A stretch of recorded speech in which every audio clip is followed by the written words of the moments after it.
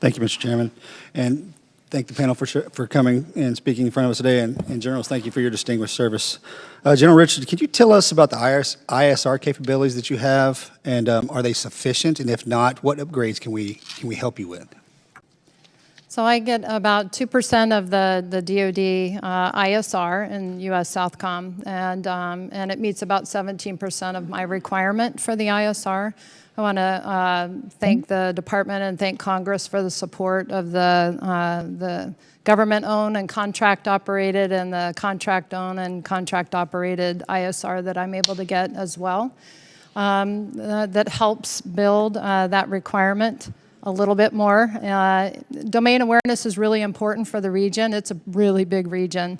And being able to see the threats, counter the threats, also expose the malign activity to our partner nations, because when we expose it and say where it is, they go right after it. They'll go out with their coastal patrol vessels to the semi-submersibles or go-fast vessels that are in the maritime domain, excuse me, to counter that. And so, but the ISR is critical and the domain awareness is critical. And so we don't have, as I said, 17% of the requirement. 17%? Right. Where's your comfortable operating zone? 80? It would be more towards that end, yes. Okay. What authorities do you have in combating transnational criminal organizations, and what authorities would you like to have on top of that you do not?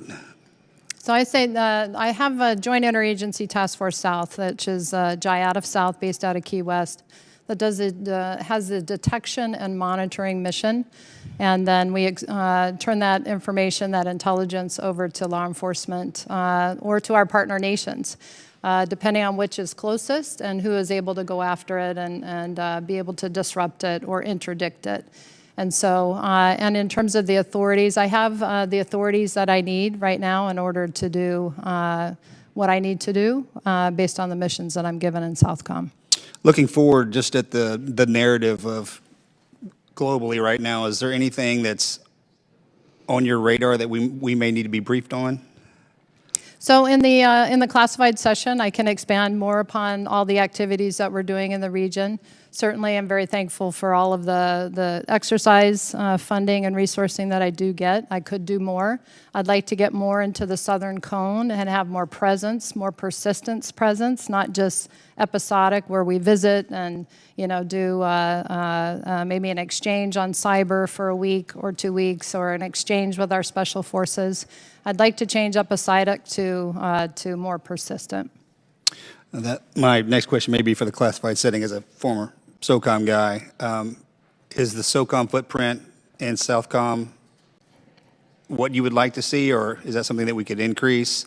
And is their capabilities beneficial or continue to be beneficial? Absolutely beneficial. The TSOC that I have, the Special Operations, the Theater Special Operations Command, SOC South as they're called, out of Homestead Air Reserve Base in Florida. Fantastic, huge enabler to what we do. And the presence and the activities and the training and enabling that they do with our partner nations is absolutely essential. And it really contributes to making our partners stronger. As a border state, does the Southcom footprint, how is that handling the drug trafficking? And is there anything that we can do? Is there any authorities that you might need in that space? So I would say we're not going to be able to interdict our way out of the drug trafficking.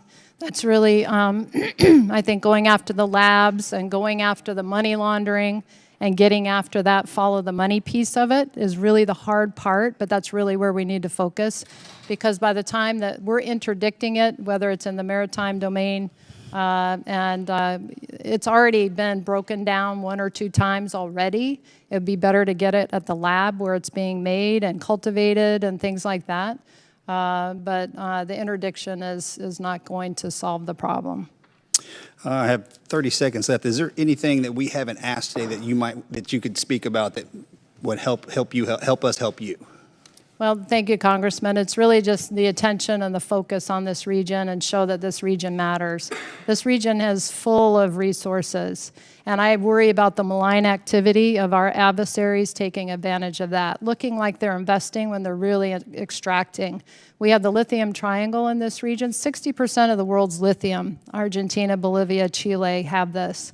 And it's taking resources away from these countries and from their people that are trying to deliver, these democracies that are trying to deliver for their people.